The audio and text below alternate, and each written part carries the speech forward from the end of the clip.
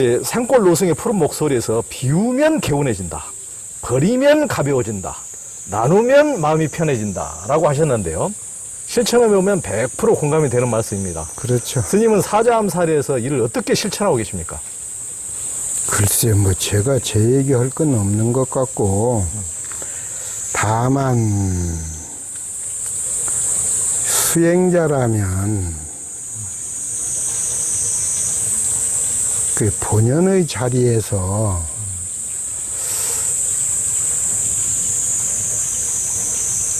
대한변호사협회 회장을 한 분이, 그분 이름 대도 될 거예요. 이진강이라는 분이 계시는데, 이분이 80년을 한결같이라는 제목으로 회고를 써서 보내왔는데, 그 첫 장에 뭐라고 있느냐 하면은, 예의와 염치를 지킬 줄 알아야 한다, 이런 내용인 것 같은데, 그 제목만으로도 제가 상당히 공감을 해요. 성직에 있는 사람들은 좀 염치 좀 지켰으면 해요. 염치 부분이 무뎌져 있어요. 또 때로는 사람이니까 흔들리고 헐떡일 수 있지만은 기본에는 충실해야 해요. 기본에는. 그런데 보면 우리가 스님들이 많이 모인 곳에서도 보면 도법스님이나 향봉스님 같은 경우는 당당합니다. 상대에 대해서 눈치를 보거나 쫄아들거나 그럴 리가 없죠. 왜 그러냐면 떳떳하고 당당함으로 인해서 드러내고 감출 것도 없지만은 기본에 충실하게 살라고 노력하는 사람들이거든요. 그런데 보면은 이 지역의 어느 지역인데 공양주가 하루 3번을 주지스님 밥상을 차려요. 그런데 이제 주지스님 밥상을 차리는 것까지는 좋은데 일반 주지가 아닌 총무나 교무도 있을 거 아닙니까? 일반 똑같은 승려인데 일반 승려들의 밥상에는 오르지 않는 김이라든지, 예를 들면은 말을 가른 거라든지, 제가 이제 거기 들릴 기회가 있었는데 저도 독상을 주어요. 그래서 내가 물었어요. 아니, 스님, 여기는 다 독상이면 똑같이 독상이지, 스님하고 나만 독상이고, 왜 우리 상은 저 대중들 상과 반찬이 다르냐? 거북하게 들릴지 모르지만, 나는 저 대중들 먹는 데 가서 밥을 먹겠다. 바뀌어라, 생각이. 매일 주지상을 따로 장만하는데, 반찬이 일반 대중의 반찬과 달라진다고 할 것 같으면, 그래서 제가 해인사 전생에 똥물 버린 얘기도 했지만, 그게 분에 넘치는 거죠. 또 하나는, 스님방은 일반 대중방과는 달리 들어가 보니까, 그분이 음악가인지는 모르겠으나, 오디오 전축이요. 빵빵하게 스님 곡을 들어보라 하는데 베토벤, 나는 무식해서 베토벤이니 바하건지 알지도 못하지만 베토벤 뭐래? 얼마 줬어요? 하니까 좀 비싸요 그래? 그래서 얼마니까 거의 1000만 돈을 얘기해요. 이건 넘치는 거 아닙니까?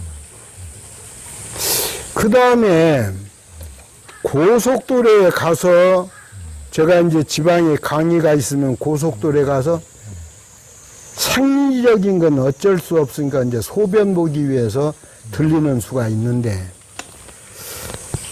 스님들이 타고 오는 차가, 아니, 외제차 중에서도 아우디, 벤츠 이래요? 이것도 도저히 이해할 수 없는 일이죠. 예를 들면, 그런데 그분들이 내려서 저 사람이 향봉이야 한 사람도 없으니까 그러겠지만은 늙은 노성 뭐 지나가는 무슨 허름한 과격처럼 생각해 버리고요. 합장이라도 요즘 들어 나눠대요. 예. 그러고는 지나가 버려. 그러면 보니까 이야, 이건 말이 아니다.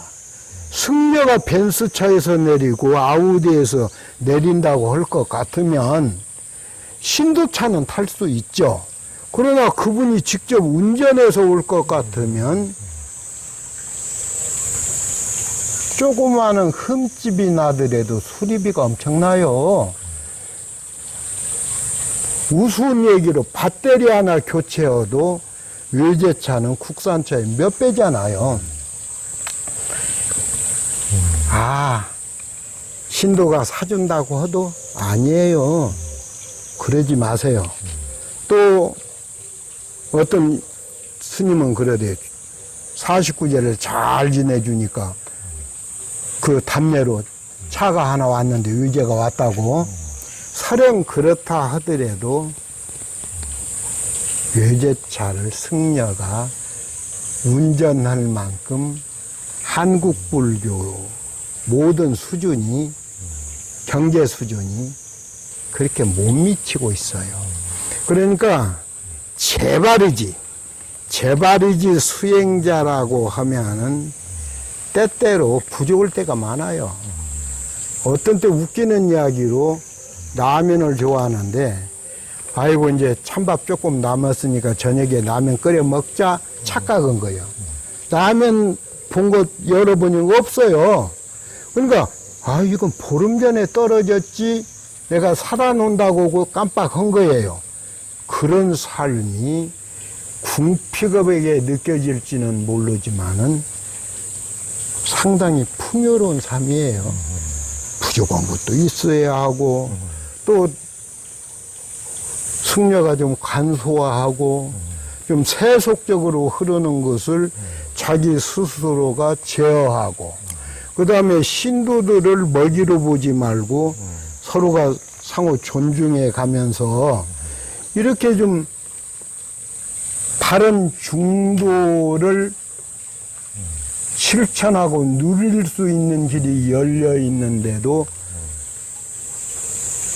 궤도 이탈을 하고 거기에 대해서 부끄럼도 모르고 이런 것이 지금 한국 불교의 한 부분의 단면이죠.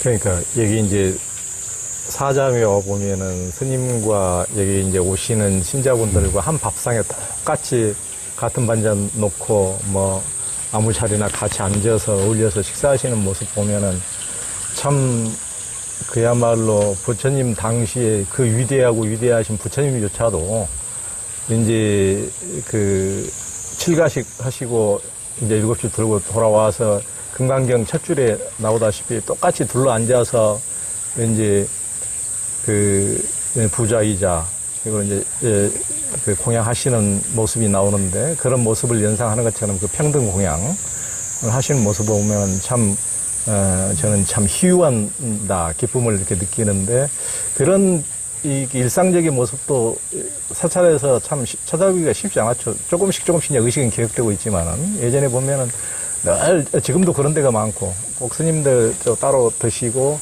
또 귀한 반찬 더 드시고 이제 대중공들은 이렇게 따로 들고.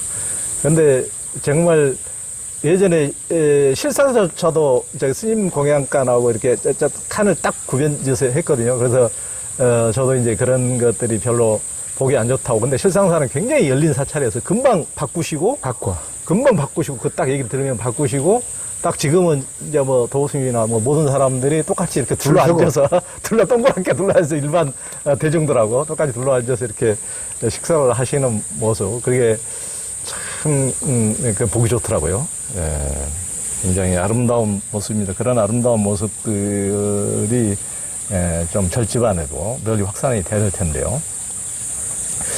그 향봉 스님은 사람에겐 끼가 있으면 좋다고 했는데 왜 그렇게 보시는 겁니까? 이제 끼라는 말은 바람 기운의 준말 아니에요? 예. 이게 바람 기운은 바람은 고정된 틀을 거부하고 한 곳에 머무는 것을 허락하지 않잖아요. 그러니까 틀을 벗어버리고 머문 없이 항시 떠난다는 것이 바람의 본질이고 생명력이에요. 네. 그러니까 어린 아이한테 똑같은 장난감을 주어서 세월이 흐르면 실증도 느끼고 그 장난감을 더 이상 좋아하지 않죠. 그러면 그 장난감이 100만 원짜리라고 할 때 10만 원짜리를 사줘도 새 것을 줄 때 아이가 좋아하고 기뻐하고 그렇잖아요. 그러면 이 어린 아이, 순수한 아이도 권태와 불만을 느끼게 돼 있어요. 이 권태와 불만은 사람의 본성이에요. 그러니까 아무리 좋은 환경에 자란다 하더라도 때때로는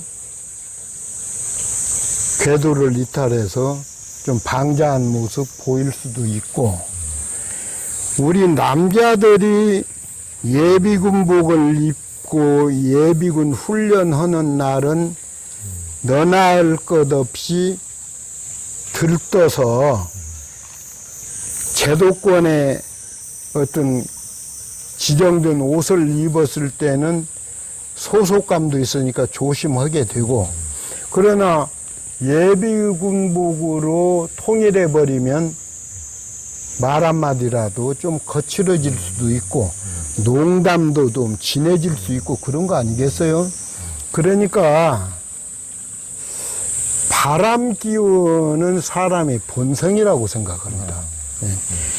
너나 알 것 없이 어떤 열려문이 2조 말에 이 여자는 19살에 시집을 와서 20몇 살에 남편이 죽었으니까 가문을 생각해서라도 늙어 죽을 때까지 수절해라.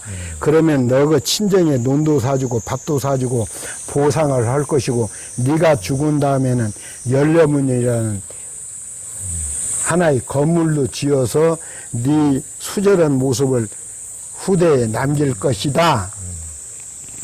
그게 무슨 의미가 있어요? 열려면 100개를 세운들 죽어버린 자하고는 관계도 없고요.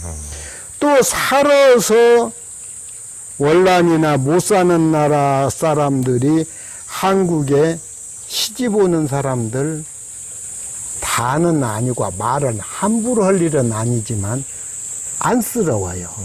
왜 그러냐면 그 사람들이 가난을 멍해처럼 타고나다 보니까 내 한 사람 희생해서라도 내가 20살이면 40살 먹은 총각한테 시집 가길 누가 원해요? 나이는 속이지 못하는 것인데 언어도 통하지 않고. 그런데 이제 한국에 와서 한국 그 시어머니들이 참 못된 습성을 타고난 어떤 DNA처럼 좀 갖고 있대요. 그 유국에서 교육도 제대로 받은 사람들이에요. 한국에 오면 오기야 금이야 좀 이래야 하는데 그걸 막 구박하고 이런 다는 아니니까 어디에 초점을 맞추기는 그런데, 그러니까 그 사람들은 글쎄 심청이 심정 아닐까요? 내가 아버지 눈뜨기에서 700석에 내가 내 몸을 수중에 던지는데 아버지를 위해서 던지듯이 그런 심정 아니겠어요? 그런데 이 바람 기운을 사람들이 저 여자 바람기 있어, 저 남자 바람기 있으면은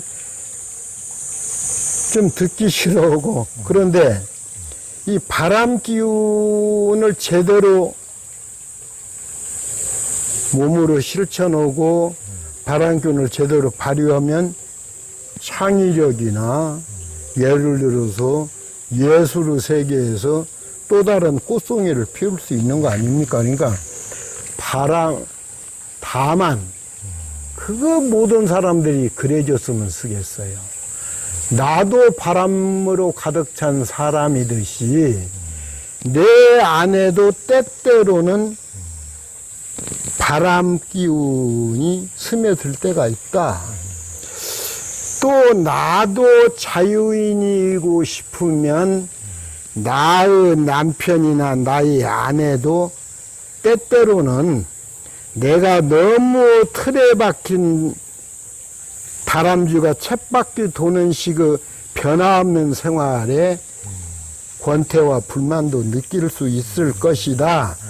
이런 생각으로 입장 바꿔서 서로가 대화로서 이렇게 풀어나가면 글쎄 비밀스러울 것도 없고 오히려 서로가 이해의 폭도 넓히고 그런 거 아니겠어요? 그러니까 끼라는 소리는 바람 기운의 준말이니까 좋은 거죠.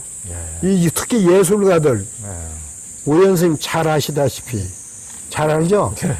저는요 어떻든 화려하게 초등학교 졸업장이 있는 사람인데 오연은 학교라는 것은 안 가본 알죠?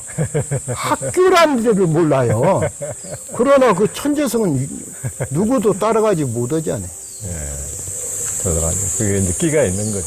그런 요즘은 다 예술가들뿐만 아니고 그 뭐 방송 가수들 뭐 끼가 없으면 하기 어렵잖아요. 그렇죠. 대단한 끼를 발현하는 시대입니다. 하여튼 예전에는 끼가 너무 있으면은 참 마녀사냥식으로 이렇게 죽이고 하여튼 그랬는데 중세 유럽에서는 다 끼 있는 여자들 마녀로 몰아서 다 죽였거든요. 지금은 이제 끼를 발현할 수 있는 시대고 참 어떻게 보면은 그런 끼 있는 사람의 시대가 왔습니다. 지금도 이슬람권은 그래요. 그러니까요. 그렇죠. 참 안타까운 일이죠. 그 산골 노승의 푸른 목소리에 나오는 어떻게 살아야 하는지 묻는다면이란 이제 글이 굉장히 이제 가슴을 칩니다. 한번 읽어드리겠습니다. 인생은 짧다. 풀끝에 맺힌 이슬 같다. 20살까지는 인생이 더디가지만 마흔을 넘기면은 세월은 날아서 간다. 육체는 나날이 늙어 절반이 병이요 절반이 어둠이다. 개와 난을 벗은 갈수록 줄고 삶의 언저리엔 달아난 어금니의 빈터 같은 외로움의 빈집에 거미줄처럼 널려 있다. 금술 좋던 부부 사이에도 쉰내를 풍기며 마주보는 일상이 힘에 겹다. 품속에서 나기는 자식들도 현찰거래가 줄면 간격도 멀어지는 세상이다. 정신세계를 밝혀준다는 종교계의 신앙에도 돈이 신이 된 지 오래이다. 주위를 둘러보아도 마른 소나기에 잡히는 것은 알고 없는 건불대기의 공허로움에 마른 번질 뿐이다. 마른 번짐처럼 번질 뿐이다. 지지리도 복이 없는 팔자 타령으로 유한을 삼으려 해도 현실은 톡 쏘는 사이다마처럼 대충 눈 감아주거나 넘어가는 법이 없다. 있으면 모이고 없으면 떠난다. 줄 때는 엄지척이요 필요 없을 때는 손살에 치며 멀어져 간다. 야, 너무 예리한 이 세상에 대한 참 묘사신데 이런 세상을 우리는 어찌 살아야 됩니까? 그건 뭐 조연 선생 같은 분이 저한테 물을 일은 아니고 다만 저는 잠자리에 들 때 내가 나한테 기도합니다. 향봉스님 이제 좀 편안하게 주무세요. 내일 아침 건강한 모습으로 스님을 만나면 좋겠는데 서령 내일 아침 이 마지막이 되더라도 좀 바른 자세로 떠나길 바랍니다. 뭐 인사하고. 그 다음에 이제 인사를 이제 몸으로 또 행동으로 하는데, 고맙습니다. 또 다리를 이렇게 문지르면서 고맙습니다. 어쩌다 보니까 손과 발이 나와 인연이 되었는데 헌인사하지 않습니다. 고맙습니다. 오늘 많은 길 다니고 많은 사람 만날 수도 있고, 그래서 하루에 대한 고마움을 제가 잠자리 전에 해요. 저를 칭찬하는 거예요. 그 다음에 이제 아침에 일어날 때 저도 사람인데 마당을 쓸기 위해서는 일찍도 일어나야 해요. 예불도 있지만은. 그러면 제가 저한테 또 주문을 외워요. 향봉스님, 내가 향봉스님을 3번 이상 부르지 않겠습니다. 벌써 내가 한 번 불렀습니다. 3번 이상 부르지 않을 테니 스님 스스로 일어나셔야 합니다. 그 내가 향봉스님 하면 내 약속이니까 3번 나를 부르기 전에 내가 일어납니다. 일어나면 한번 해보세요. 이렇게 치고 뒤로 손뼉을 치는데 300번을 칩니다. 전에는 500번씩 쳤어요. 이걸 몰랐는데 도처에 스승이 있습니다. 그 사회 민주화 운동 몸으로 실천하는 진관이라는 스님이 있어요. 새카만 옷 입고. 잘 알죠. 이 진관 스님이 한 번은 저한테 와서 하루 저녁 자는데, 내가 스님한테 선물 하나 할게요. 그래서 무슨 선물이 오니까 이거 하라는 거예요. 그런데 이걸 하면은 50견도 없고, 나중에 80 넘어서 나 손이 안 올라가, 이런 추태도 안 부리고. 그래서 누구한테 스님은 배웠어요? 하니까 또 설조라는 스님한테 배웠대요.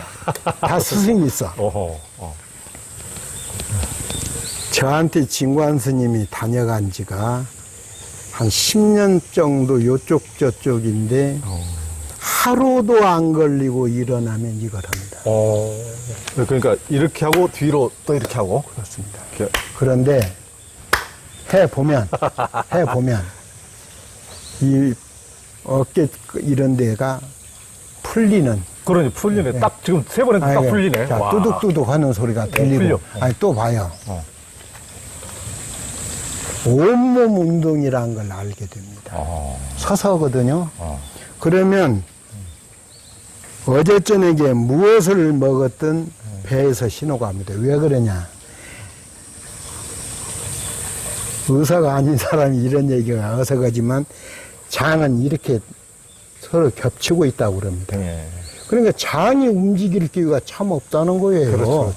그래서 신변은 때려주는 사람도 있는데 이걸 300번 하면 장 5장 6부가 들썩들썩 할 거 아닙니까? 그러면 뭔가 소화되고 내려가네 하는 걸 느껴요. 그러니까 아침에 일어나면 때로는 하기 싫어. 향봉스님 3번 부른다. 3번 부르기 전에 실천해야 해. 그래서 300번 하고 그 다음에 또 하는 일이 있어요. 아침에 방을 닦고. 왜 아침에 방 닦아요? 겨울에는 걸레질하기 힘들어요. 내가 지금 보약을 먹을 기회가 왔는데 귀찮다고 하게 되면 나이는 못 속여. 향봉아 방 청소해야지. 그러면 이제 제가 걸레를 3개, 4개를 가지고 가요. 하나로도 방 충분히 청소해요. 근데 이제 3개, 4개를 찬물에 빨아가지고 가면 겨울에는 안 쓰는 것은 얼라고 그래. 폼 잡아하려고. 그러면 4개를 빨았으면 4개를 다 쓰게 되면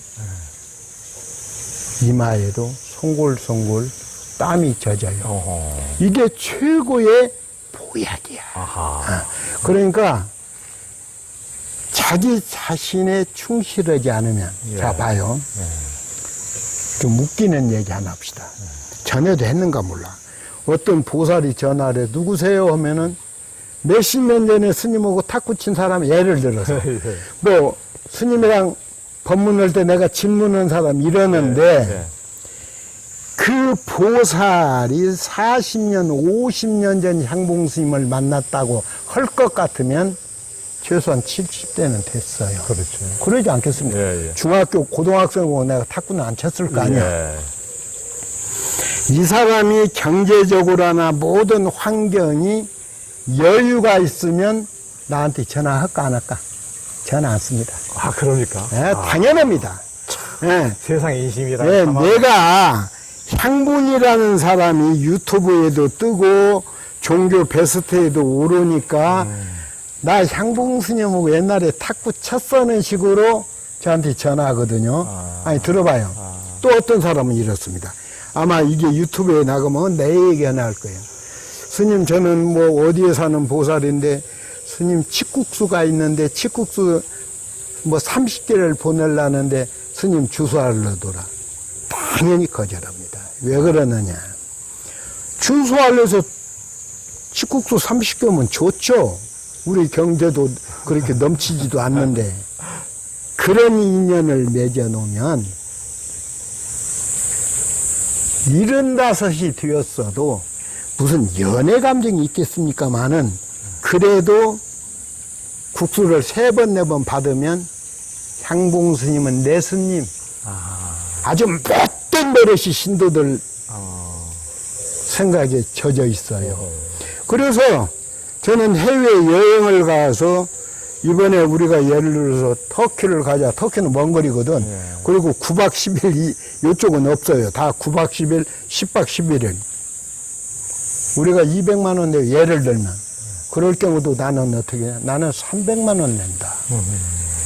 아니 왜 그래요? 우리는 190이면 되는. 아니다. 내가 100만 원 더 낸 걸로 터키에서 과일도 사 먹고 음료수도 사 먹고 만일에 제가 돈을 조금 적게 가지고 가서 신도들한테 하다못해 스님 해외 와서 좀 쓰세요. 그래서 내가 100달러나 예를 들어서 좀 받았으면 그게 기본을 지키지 않은 겁니다. 그러니까 내가 살아가는 데 있어서 내가 지켜야 할 부분. 우리가 탁구 한번 쳤어요 하면은 미련은 있는지 없는지 전화가 길어지려고 하면 보살 내가 실토해야겠다. 내가 좀 치매약을 좀 먹고 있는데 얘기하면 내가 더 헷갈린다. 그러면 스님이 치매 얼마나 한 5, 6개월 되는데 자꾸 좀 어두워진다. 그러면 끊어버려. 치매 걸린 노인하고 얘기할 일이 없잖아요. 명심해야 해, 수행자는. 적은 거든 큰 거든 원칙과 기본에 흔들리게 되면 내가 90에 이르러도 조연선생 유튜브에 이런 얘기 못해요. 왜 못하느냐? 뭐요? 향봉스님 19년 살았어도 재 지낼 때 300내라 200내라 해서 우리 부모 재 지낸 적이 있는데 할 것 같으면 못해요. 그러지 않겠어요? 그 다음에 제가 이거 19년 있는 동안에 여자 신도든 남자 신도 집에 내가 전화 왔는다 했는데 아니야. 향봉스님이 7년 전에는 나한테 전화 많이 했으면 무너진 거예요. 못해. 아무리 곤란하더라도 신도한테 야 우리 쌀 떨어져서 예를 들면 나 라면 떨어져서 한 번이라도 해서 도움을 받으면 못해요. 그건 뭐냐? 수행자의 길이 그냥 쉬운 게 아닙니다. 참으로 수행자의 길은 책에서 그거 어떻게 묘하게 찾아냈대. 제가 표충사 있을 때인데 억수로 비가 오는데 표충사 뒤에 담 밖에 포고밭 나무와 나무끼리 해놓으면 포고가 피어요. 표고버섯이. 표고를 따오라고 해서 이제 가사 보니까 옷 다 벗어버리죠. 비 젖었으니까 옷은 젖은 거 아니야. 근데 옷 다 벗어. 팬티 메리아스까지 싹 벗고 나서는 푸짐하고 말이요. 넘이 듣든 말든. 내 젊음이 이 승부간에 갇혀서 내가 이리 생각하고 저리 생각하고도 내가 좀 넘어온 것 같다. 나한테도 조금은 빈틈을 좀 주세요.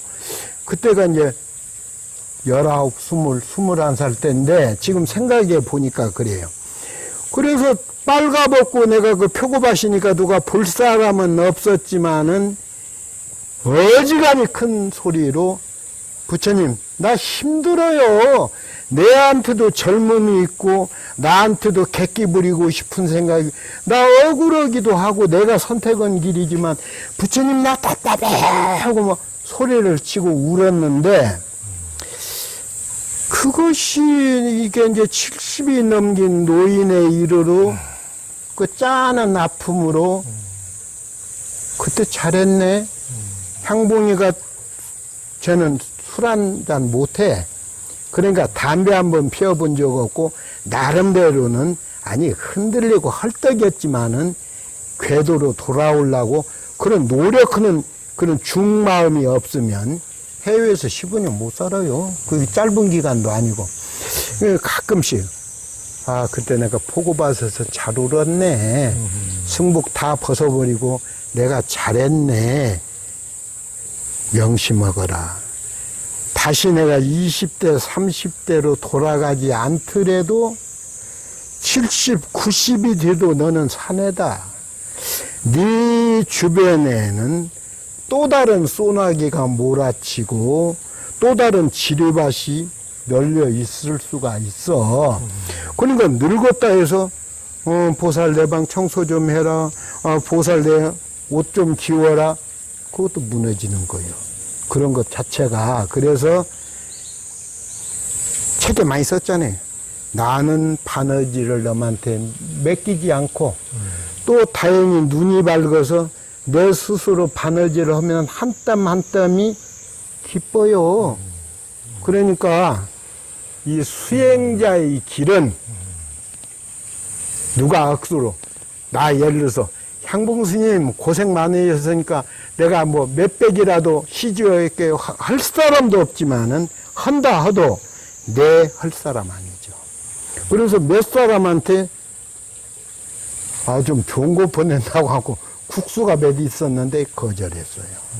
또 어떤 사람은 파프리카 농장을 하는데 제가 직접 재배하니까 스님한테는 매달 파프리카를 큰 박스는 아니지만 적은 박스 보낸다는 거예요. 당연히 거절해야 하는 거예요. 그러니까 승려의 길은 표충사 포고밭에서 알몸으로 부처님을 원망하듯이 울부짖던 때나 이제 죽음이 가까이 온 75의 노선에 이르렀어도 가릴 건 가리고 받을 건 받고 받을 건 받아야 하는 거예요. 쉽지가 않아요. 그렇죠. 참. 좁은 길은 참 쉽지 않습니다. 좁은 길 가면. 이제 우리 사회가 급격한 이제 고령화 사회로 접어들지 않습니까? 젊은이들과 노인들 간의 거리도 멀어지고 있어서 노인 스스로를 위해서도 노인들의 에티켓이 참 중요해지고 있습니다. 노인들이 명심해야 될 것이 무엇이라고 보십니까? 저희가 어릴 때 동네 이제 지금으로 보면은 그러지 않지만 60대만 해도 노인인데 노인들이 어린아이 눈으로 볼 때 노만끼 들렸나? 예전에는 그런 분들이 꽤 있었죠. 아니, 좀 주책스러운 분들이 있어요. 평상시 말도. 그러면 늙었으면은 내 스스로가 곱게 늙어가도록 끊임없이 단련시켜야 해요. 그러니까 예를 들어서 어느 모임에 가도 조법심이나 이런 사람들이 이 얘기를 하면 나는 빠져요. 왜 그러느냐. 저분들이 다 정리해 갈 분이야. 향봉이 한마디 하세요 해도 또 머뭇거려야 해요. 왜 그러냐면 늙어서는 젊었을 때보다도 몇 곱은 말 조심해. 내가 정말 끼어들을 곳인지 내가 한 걸음 뒤로 물러서야 할 곳인지 말 조심해야 하고 또 행동도 그래요.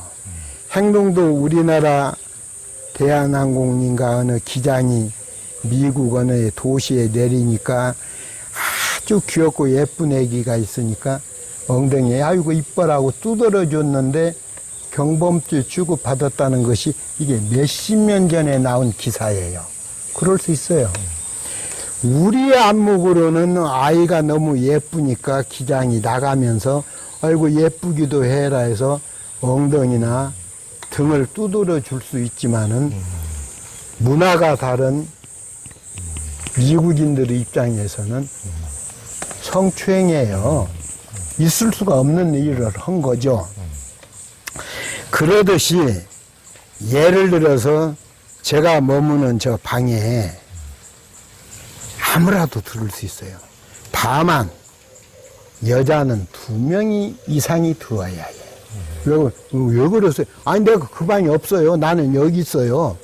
그러나 뭐 물품을 가지고 간다고 할 때도 여자는 2 이상 가야 한다. 왜 그러느냐? 털끝 같은 이야기거리라도 흔들리는 모습이 여자들 입을 통해서 나오면 사자음 전체가 흔들릴 수가 있어요.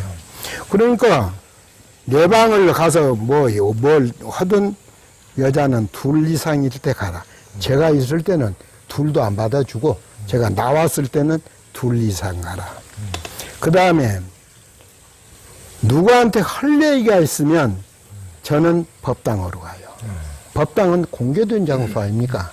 법당에 가서 지극히 비밀스러운 얘기가 아니면 한두 사람 입회를 시켜요.